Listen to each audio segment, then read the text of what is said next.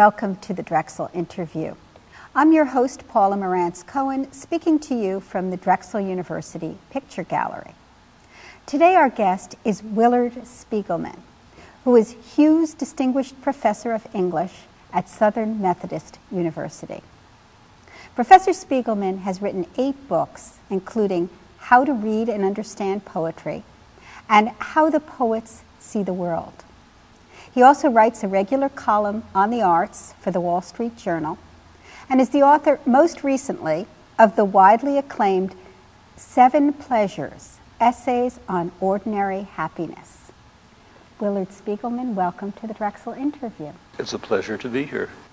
Well, you strike me, Willard, as being somebody who is equally at home in the ivory tower of academia and the larger social world, the real world, so to speak.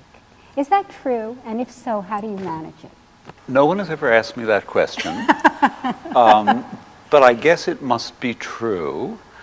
I think it has to do with my temperament. I am by nature, I tell people I'm by nature a very shy person, and they laugh. But I think I'm a very bookish person. That is, among the pleasures that I write about, the first chapter in the book is reading, which was the first thing I ever did. That was the first thing that defined me as a person. And I think if you're bookish, if you have that sort of temperament, it's because you are an escapist. You want to be left alone in your own room. So reading was something that allowed me to shut the door and keep my parents at bay and to find other worlds for myself. So as a bookish person, I stayed in school. School was the one thing I was good at. So I stayed in school forever, and I'm still there. So that gives me the ivory tower part of my temperament. But I also realize that there are other things in the world that are of interest. So I go out into the world and I do things. And apparently I'm sociable enough to fool some of the people all of the time. And I guess the more you do those social things, the more you like them, and the better at them you get. The more you like them, yes, but you also get tired of them easily. And one of the things, I don't know how you feel about this because you're so much younger than I am, but as you get older, the last thing you want to do is to go to parties and make idle conversation with people whom you know you'll never see again, because there's no point in it. So I'd much rather be left alone with my books. In that case, or to choose your company. Sure, to choose your company. Okay. The perfect dinner companions, the perfect event, something like that. Getting to your books and to the books that you've written a great deal about poetry, and poetry is your area of expertise. And it seems to me that you began writing about the Romantic poets and then moved into more modern and contemporary poetry and have written books about contemporary poetry. Could you talk a little bit about that evolution in taste, if there was an evolution, from 19th century poetry to modern? I think the two interests of mine occurred simultaneously. When I was in graduate school, I decided to write a dissertation on John Keats, so I was able to bill myself or sell myself as a romanticist. At the same time, this was in the late 60s, Elizabeth Bishop had come to Harvard, and Robert Lowell had just left Harvard. And these were two presences on the contemporary poetry scene who galvanized the interest of readers and critics and students like me. And I remember when Elizabeth Bishop's last book, Geography 3, which came out in 1976, she died in 1977, when that book came out, it included 10 or a dozen poems, all of which had appeared in the New Yorker over the course of the previous 10 years. And I remember as a student having the New Yorker and clipping out those pages, and I still have them somewhere in a file, yellowed copies of Elizabeth Bishop's last poems. And so I was very interested in these people. And then when I started teaching, I began teaching a course called Contemporary American Poetry. Because I am a slow study in some ways, it occurred to me after about 30 years that the contemporary poets I was teaching were all dead. So I had to rename the course. I wanted to call it Poets I Like. But the larger question is about the relationship between the earlier periods and the later ones. So there's a great continuity, I think, between the 19th and 20th and the 21st centuries that goes from Wordsworth and Keats up to the present day. And of that group, you've already mentioned Elizabeth Bishop and Keats. Could you name some of your favorites, and particularly your teaching favorites, poetry that you really enjoy teaching and that you feel there's a responsive note coming from students when you teach these poets? students always change their minds, or they're always full of surprises. And some years I will teach poets who go over not at all. Other years, the same poet will go over very well. Isn't that interesting? It's fun. Yeah. How do you account for that? Just from year to year, or from class to class? It's class to class. Yeah. And it's always interesting to see what the students, or whom the students, like. So, for example, John Ashbery and Jory Graham are two very obdurate, difficult, peculiar poets.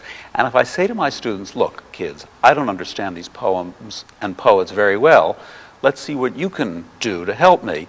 This somehow loosens them. It loosens them. It enlivens them. It gives them a sense of daring when the teacher says, "I'm not an expert in this, and we have to work at it together."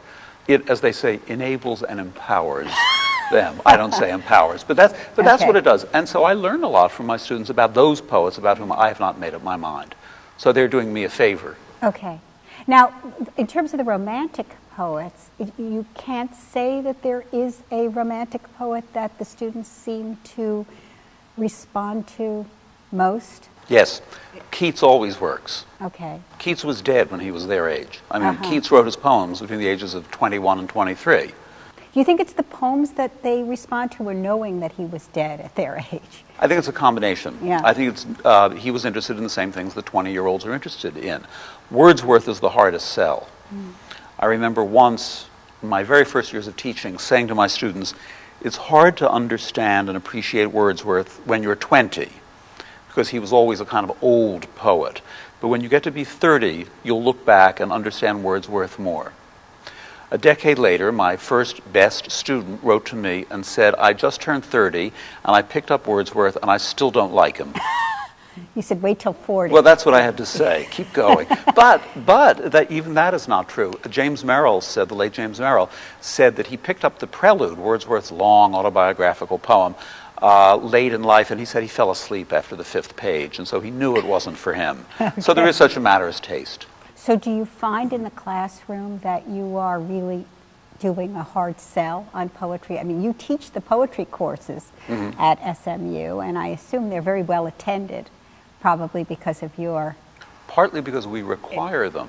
Ah, okay. The English major has few requirements, but one is an introductory course in the reading of poetry. And at such time as my colleagues decide not to make that required any longer, I'll quit.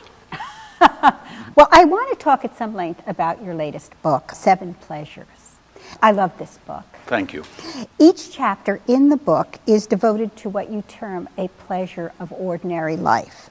Reading, walking, looking, dancing, swimming, listening, and writing. So let's start with reading. You've already addressed this a bit. You said that you started your life as a reader, as an escape. Tell us about some of the early joys of reading that you had as a boy. One of the things I say in the book is that, and I'm sure I'm wrong, I don't remember children's books. I'm sure I must have had them. I don't remember what they were. The first books I remember reading were things like Dr. Dolittle and the Hardy Boys. And there was a series of books from a series, I think it was Landmark. Maybe I've gotten the word wrong or the series wrong. It was books about American history for young readers.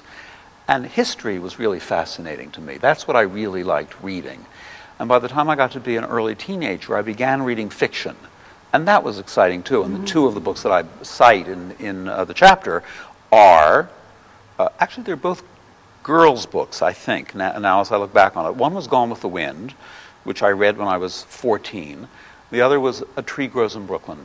Wonderful By Betty book. Smith. Yeah. And that was about a reader. That was about a girl in the slums who was escaping, making an imaginative escape, reading. But then there were other political books I read, too. Meyer Levin and, the book about Frank Skeffington in Boston, The Last Hurrah. So political books, politics and novels all came together. And it was at the same time that I was learning French, and I read Le Petit Prince in French, was the easiest French possible. And that was wonderful, because I could understand every word. So you were a wide-ranging and eclectic reader. I think if you're a reader, you will read anything, including matchbook covers.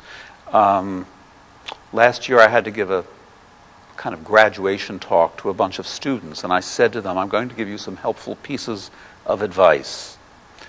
I'm going to give you 9 commandments. I was originally going to take 10, but that number had been taken earlier. But the first commandment was never go anywhere without a book. Not a computer, not an iPod, a book. Right. Because if you're sitting on the tarmac and the plane is delayed and they don't let you open anything or turn anything on, or if you're lying by the side of the road waiting for AAA to come get you, you can always have a book. You know, that was the advice my mother gave me. She was very wise. Young. Yes, I agree. Let's move on to walking, your second pleasure. And it seems to me, I mean, many people like to walk, but you particularly like to walk in cities. You are a flaneur. You are a boulevardier. If I can find the boulevard. So tell us where particularly you like to walk. I guess my question would be what cities, what places you most enjoy walking in. The reason, one of the impulses behind this book was an essay I wrote called The Pleasures of Merely Circulating. And it came out of a trip to London about 5 years ago, and I had the realization when I came home that the real reason I went to London was just to take a walk. If you live in modern America, which is not Philadelphia or Manhattan or Boston or parts of Chicago and maybe parts of San Francisco or parts of Washington, D.C., you live in the automobile culture. That's America. If you live in Dallas, Texas, there are plenty of people who walk, but they're walking for exercise. They're doing cardiovascular walking, going like this. Yeah. Or in Dallas, where the weather is so hot much of the time, they're mall walking. So you can shop and walk at the same time. None of that interests me. I do not walk for exercise. Are you disgusted by that idea of mall walking? No, I'm not. I used to be, but as I've become older and more mellow, I figured that all human activity is interesting, and it's better to walk in a mall than not walk at all. So, I mean, a lot of ladies I know will go mall walking in the morning and then come back in the afternoon and shop. Yeah, They've changed their shoes, that's all. They've gone from sneakers to heels. Okay, and you can people watch, I guess, in the mall. Sure, So but you know, the mall, you talk about the Boulevardier, that's the Agora. You know, we don't have the life of London or Paris. If Walter Benjamin or Baudelaire were alive today, they'd be in a mall. That's where you see people. But we do have London, Paris, New York. Yes, yes. We do but have these places. It is a small number of cities, and what I like doing is going to these cities and getting lost. You know, I don't like following a map. I will go to London. Well, of course, I have a map in my backpack, but I like going to London or Paris, or most of all, Venice, which I write about in the book, where it is impossible not to get lost. I mean, every place in Venice is a maze, and you wander around, and everything is beautiful, so it hardly matters, and you eventually get where you were going maybe later than you thought, but you get there. Yeah. So walking I like walking because it's filled with two things. One, it gives you something to look at, and two, it's full of surprises. Okay. Well, looking is the next pleasure, and it is interesting. You had mentioned many people walk for exercise, and the idea of exercise, the Europeans look so askance at that idea. Because essentially when you're doing exercise, you're not looking, it seems to me, whereas the kind of walking you're talking about involves looking. So tell us again about some of the places you like to go to look. Well, I'll tell you one that is quite recent. This afternoon, I arrived in Philadelphia. I checked into my hotel, and having been here a week ago and having gone to the Philadelphia Museum of Art, my hometown museum, twice, I thought, to see the Gorky show and other things, I thought, I'm going to go to the Pennsylvania Academy, because I haven't been there in 5 or 6 years. And I walked into the building at Broad and Sherry, and you know what was the most wonderful thing about the experience? It was not the building, which is indeed a unique building, extremely unusual, extremely beautiful. The pictures are beautifully hung. It wasn't the building.